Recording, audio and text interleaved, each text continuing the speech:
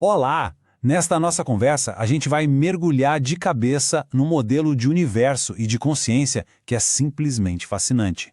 Foi proposto pelo inventor Itzhak Bentov, no livro dele, Perseguindo o Pêndulo Selvagem. E olha, é uma jornada que promete balançar e muito a nossa percepção da realidade. O próprio Bentov já começa nos dando um aviso bem direto, né? Ele basicamente nos convida a deixar de lado o que a gente acha que sabe e a se preparar para explorar umas ideias bem radicais. Essa citação dele define perfeitamente o tom do que a gente vai ver aqui. A premissa central de todo o modelo do Bentov é, na verdade, surpreendentemente simples. A realidade, lá no fundo, não é feita de matéria sólida, mas de vibração. A proposta é imaginar o som não só como algo que a gente ouve, mas como o tijolinho fundamental de absolutamente tudo que existe. Tá, mas como é que isso funciona na prática? Bentov explica que cada ação, não importa o quão pequena seja, envia ondulações pelo universo. Pensa só, até o simples ato de levantar a mão já comprime o ar e cria uma onda que se espalha. E agora vem a parte mais legal. Como é que a ordem pode surgir dessa aparente bagunça de vibrações? Bentov usa a analogia de uma corda de violão. Quando a gente toca, ela não vibra de qualquer jeito. Ela forma um padrão estável, uma onda estacionária, sabe? Com pontos de movimento máximo e pontos de silêncio total, que são os nós. É a mesma coisa com areia numa placa de metal que está vibrando. Ela se organiza em padrões lindos, se juntando justamente nesses nós silenciosos. Ou seja, a própria vibração cria a estrutura a partir do nada. Certo, então a gente já entendeu que as vibrações criam padrões. Mas o Bentov leva essa ideia um passo adiante.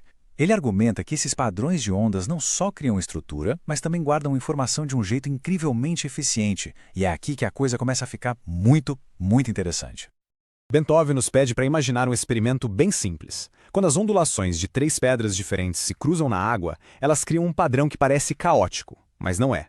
Aquele padrão de interferência contém todas as informações. Onde cada pedra caiu e quando ela caiu na água. É um registro completo do evento.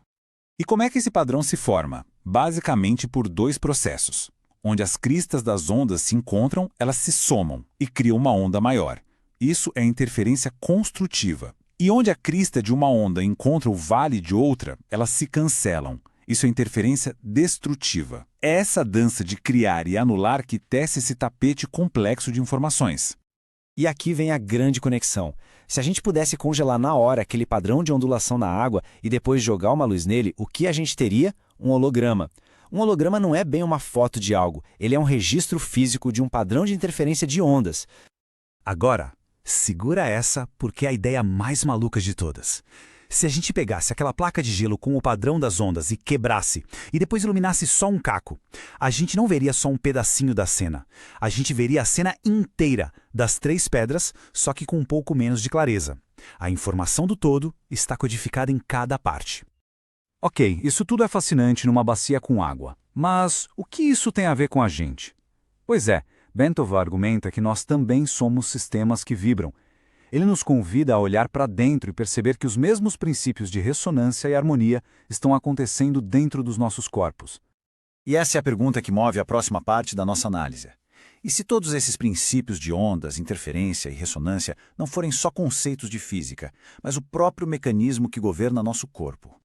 Bentov dá um exemplo brilhante. Normalmente, a onda de pressão do nosso coração desce pela aorta e bate de frente com o eco que volta lá de baixo, criando um padrão meio caótico. Mas no exato momento em que a gente prende a respiração, algo incrível acontece.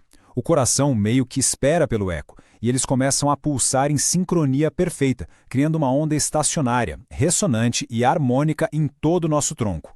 O corpo busca ativamente a harmonia. E esse princípio, que tem o nome de arrastamento rítmico, está em todo lugar na natureza. Relógios de pêndulo na mesma parede acabam se sincronizando. Uma corda de violino vibra sozinha se a mesma nota for tocada em outro instrumento perto. A natureza simplesmente adora eficiência, e a ressonância é o caminho mais fácil para transferir energia. Agora, vamos fazer uma viagem imaginária. O Bento nos convida a pegar um supermicroscópio e olhar para o que a gente chama de matéria sólida. Então, se preparem, porque o que a gente considera real está prestes a se dissolver na nossa frente. Primeiro, a gente olha para um pedaço de tecido muscular. Parece meio uma massa disforme, né? Mas com um pouco de zoom, a gente já vê uma estrutura incrivelmente organizada de fibras alinhadas, quase como um cristal.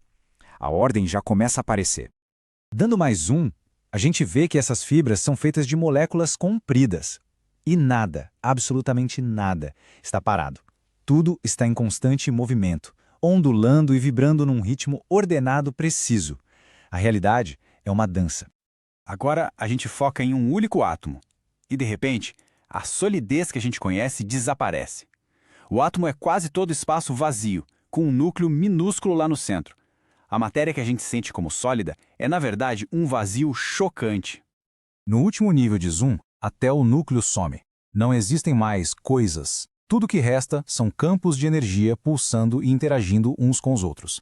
O objeto sólido desapareceu por completo, e no lugar dele ficou uma interferência de vibrações. E essa citação do Bentov resume perfeitamente a conclusão dessa viagem. A base da nossa realidade física não é sólida.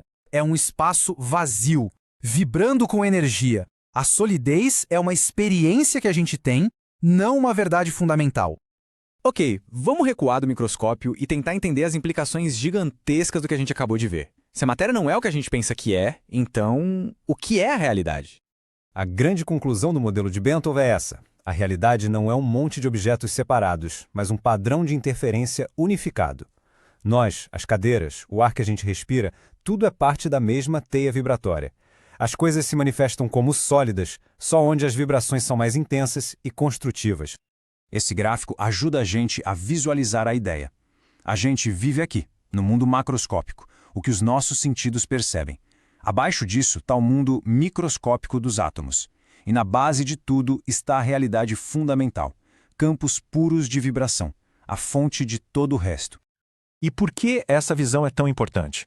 Porque se tudo é parte do mesmo campo vibratório, então tudo está fundamentalmente conectado. Cada pensamento, cada ação, cada som cria uma ondulação que afeta a teia inteira. Não existe nada que seja verdadeiramente isolado. E isso nos deixa com uma última pergunta, para a gente refletir. Se o universo é um grande holograma vibratório, onde a parte contém o todo e a solidez é uma ilusão, o que somos nós? Talvez a gente seja apenas um padrão complexo e autoconsciente nessa sinfonia cósmica.